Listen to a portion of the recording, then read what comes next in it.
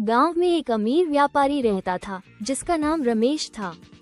उसके पास धन दौलत की कोई कमी नहीं थी, लेकिन फिर भी वो हमेशा चिंतित और दुखी रहता। एक दिन वो गांव के एक बुद्धिमान साधु के पास गया और बोला, महाराज, मेरे पास सब कुछ है, फिर भी मन अशांत रहता है। सच्चा सुख कहाँ मिलता है? साधु मुस्कुराए और बोले, तुम्हारे प्रश्न का उत्तर एक काम से मिलेगा। गांव के सबसे गरीब व्यक्ति को ढूंढो और उसे अपनी संपत्ति का थोड़ा हिस्सा दे दो, फिर बताना कि कैसा महसूस होता है। रमेश ने साधु की बात मानी। उसने गांव के एक गरीब किसान मोहन को ढूंढा, जिसकी फसल खराब हो चुकी थी और घर में खाने को भी नहीं था। रमेश ने मोहन को कुछ अनाज और पैसे दिए। मोहन की आंखों में खुशी के आंसू थे। उसने रमेश को धन्यवाद देते हुए कहा, आपने मेरी और मेरे परिवार की जान बचा ली। भगवान आपका भला करे। ये देखकर रमेश का दिल हल्का और प्रसन्न हो गया।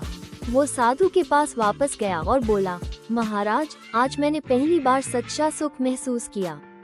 साधु ने मुस्कुराते हुए कहा, याद रखो, सच्चा सुख पाने का रास्ता दूसरों को सुख देने से होकर गुजरता है।